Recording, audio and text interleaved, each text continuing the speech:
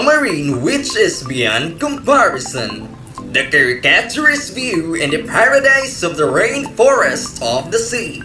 The abundance of marine life and aquatic biodiversity. The source of humans' wants and needs. The affluence of environmental supplies to all of the people from all over the world. Aquatic ecosystems still remains limitless and timeless. An estimated 50 to 80% of all life on Earth is found under the ocean surface, and the oceans contain 99% of all the living space on the planet. Less than 10% of that space has been approved by humans. 85% of the area and 90% of the volume constitute the dark, cold environment we call the deep sea.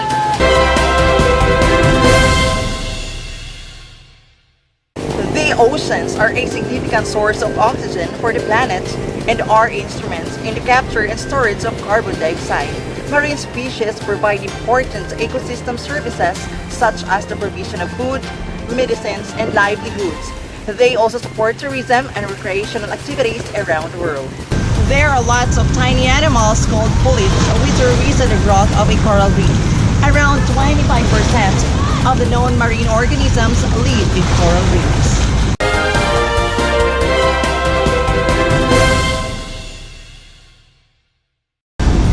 Diverging problems of the rainforests of the sea are continuously uprising the aquatic arena.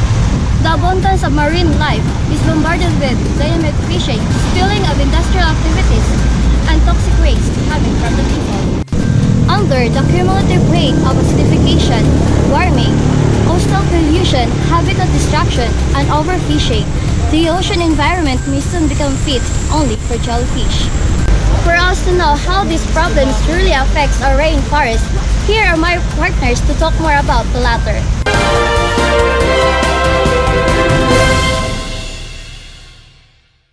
Ocean acidification sending us back 35 million years where it is really a no small issue.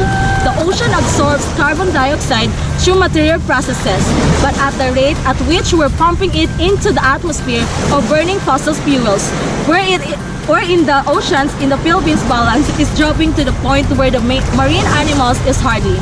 Dying coral reefs and a scary downward spiral, coral reefs are really a supporting huge of small sea life where it is a support that aquatic organism and also with the people economically.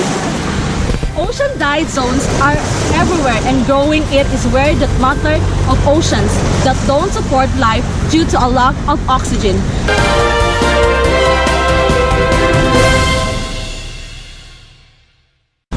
Overfishing is draining the life from the water. It doesn't just work towards pricing out the species, but also for the other species of marine animals that are dependent upon this fish for survival. It happens that overfishing really can cause other marine organisms to starve. The ocean's most important predators being killed, but just for the fin. Sharks are killed, but just for many for their fins. It is a common practice to catch sharks, cut off their fins, and lost them back into the ocean where you are left to die.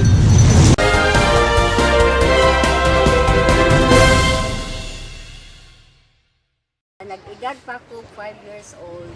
Ngadto gyud mi dagat ato mi magdula. Labi pa og manguha mi isda, manginhas mi, naagoy daghan kayong kinhason. Sa karong panahon na wa na gyud kay makita nga kinhason. Gawas ngadto nakasalayo nga manguha og kamusayon di ka kakita.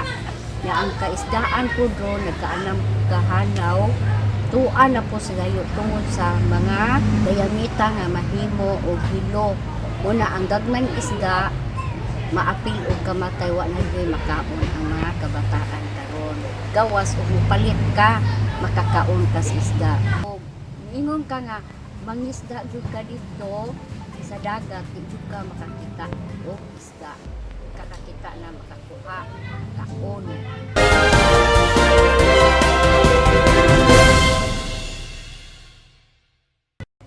We belong to the, what you call a Stanyon Strait Protected Seascape. So that's from Sibulan down to Escalante. So this is the biggest marine sanctuary in the whole Philippines. This is being protected. We are trying to protect this, and it is being managed by Protected Area Management Board. We call that a PAMBI. PAMBI is under DNR. All municipalities on the Cebu side and Negros Oriental side, including Negros Occidental, starting from San Carlos down to Escalante, that belongs to Tanyan Strait Protected Seascape. So I think Protected Area Management Board is doing a good job. We have what we call as a VMM, that's a vehicle monitoring system, which we use for satellites to monitor illegal fishing in the area. So as Coast Guard commander of the Coast Guard Auxiliary 1307 Squadron, it is our job to help assist the Philippine Coast Guard. So we work with the Maritime Police for illegal fishing, to prevent illegal fishing in the area. So basically what we have right now, we have small, what we call that marine reserves. So we call that MPAs, marine protected areas. So we have here one in San Jose. The progress, I have been working on that for the protection of the area for almost 20 years. So we're protecting the area, and right now we sustained a lot of damage during that typhoon Pablo and Sendong, the area, but recovery is very fast because the movement of the current in the area is also strong. So that's how we are in San Jose. We try to protect marine environment. But lately, for the past couple of years, when they closed Visayan seas for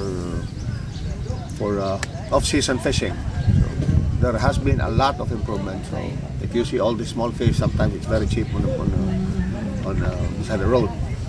They can even sell it to 5 pesos per kilo, because that's the effect of closing Visayan seas for commercial fishing. That's, I think, 3 or 4 months a year during spawning season. So it has improved a lot. Legislation is important. Law enforcement is very, very much important. There are so many things people can do. Climate change, it is a very complicated system. So what we need to do is not only the fisher folks which are causing damage to the marine environment, even agricultural practices. So using chemicals for spraying mangoes, rice products, everything goes to the ocean. So organic farming is one thing. Use of plastic, we should try to eliminate that or reduce it. It's impossible to stop. And regulate fishing, commercial fishing. So under Republic Act 8550, revised by 10654, we have been regulating the use of commercial fishing vessels in the area. So, but awareness for the locals is very, very much important. Without the local support, nothing is going to move on. Mind your carbon footprint and reduce energy consumption. Make safe, sustainable seafood choices. Use fewer plastic products. Help take care of the beach. Don't purchase items that exploit marine life. Be an ocean-friendly pet owner. Support organizations working to protect the ocean. Influence change in your community. Travel the ocean responsibly. Educate yourself about oceans and marine life. Do you have contributions? When will you start? You! We can make a difference! Uphold the Aquamarine Arena! Cause I'm digging the